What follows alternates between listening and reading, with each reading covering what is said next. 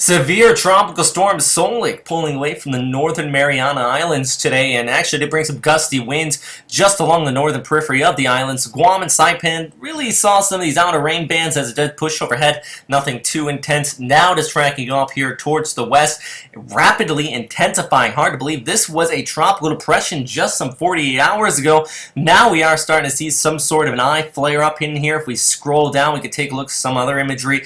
The enhanced infrared imagery actually of this really well-defined storm system. We are seeing some increase in the banding here. We have this high pressure off towards the north. It also is embedded within the TUT, so you have good exhaust aloft. Sea surface temperatures under the storm system around 30 degrees. So a lot of ingredients in place for this to become a rather organized and decent tropical system. Before I get into any of the models or the track outlook, I actually want to see what it is like aloft here. Low vertical wind shear, about 5 to 10 knots, so that's going to allow this to intensify. Also, we're going to be seeing really just conditions stay ripe throughout its forecast period, expecting low vertical wind shear.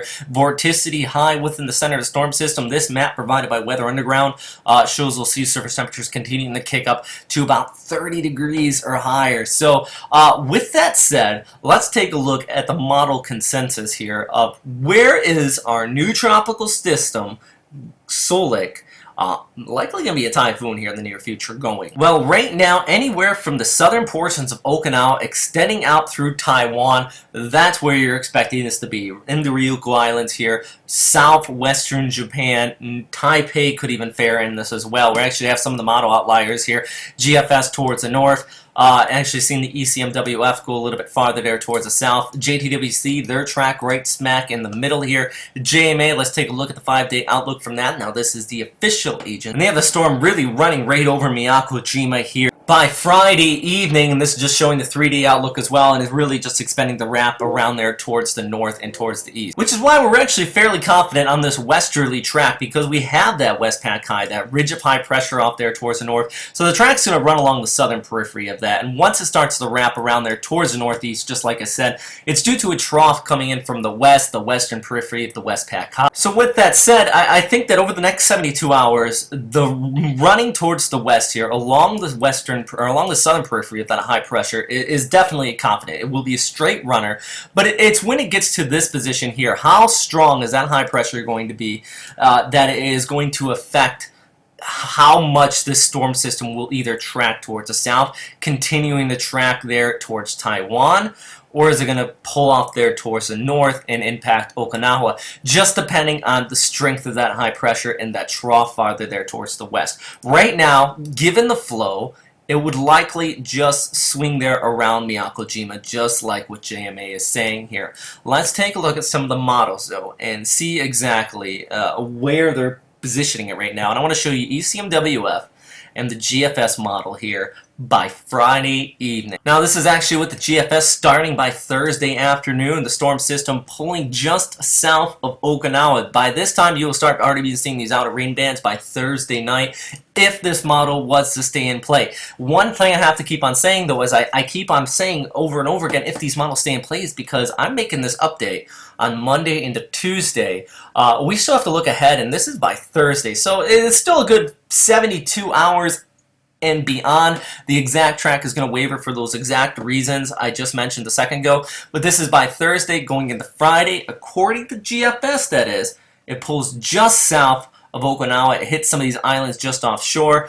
Winds continuing to kick up, and actually this pressure drops down to around 960 HPA. So we're seeing a likely Category 3 tropical system per this model outlook. Let's take a look at ECMWF for the same time here. This is Friday morning. Now, pulling up ECMWF, Miyako-Jima getting slammed hard. This one is fairly good at pinpointing center of well-defined systems already made here, and well, at least this pulls it a little bit farther there towards the south of Okinawa for people out here, but those outlying islands, these smaller ones, pretty decent population on these, are going to get hit fairly hard. It also keeps it just clear of Taipei, which would be some good news out here. Those mountains there in Taiwan do not want the heavy rainfall and the gusty winds from this, though. You see some significant flooding if that is the case. With this scenario, you would still see some outer rain bands possibly hitting shore here, and there's a risk of landslides in some of these areas. if this one was to play out and if the storm moved farther towards the south. But anytime you get a tropical system pushing over Taiwan, there always is that risk of flooding and landslides. Right now, though, Miyako-Jima, Ishigaki are the two places, if I was a betting man at this time, I would say this storm system would go close to. But like I said, it could either sway off there towards the north. There's Miyako-Jima just getting slammed by, well, at this time showing winds up to Category 3, possibly 4 intensity. Okinawa just off here towards the northeast.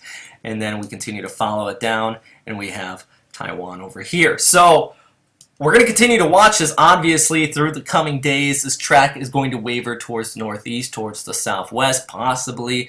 Right now, though, this is the best information and the track outlook, at least at this time. This is just showing you microwave imagery of an eye wall possibly developing up here. So like I said, in the near future, we are going to be calling this a typhoon. But that's all for right now, everybody. Remember, where I started off with the satellite imagery, you can go over here, click on the interactive storm tracker. You can pull up the tracks from JMA and JTWC, whichever one you want to use. Also overlay the satellite imagery on the track for your use here. We plus also have a lot of other information here, satellite imagery, JTWC, storm track, once we get storm footage in, and the latest video update. Plus, not 100% sure yet, but myself and also Westpac Weather author James Reynolds, is plus professional videographer out here, may be venturing out to one of these islands. So stay tuned for that information if you watched all 6 minutes and 30 seconds of this, because that may be the big topic and what we're going to be doing here with the website later on this week. So that was all for right now, everybody. Thanks again for watching. Stay safe out there. If you have any questions, comments, or suggestions,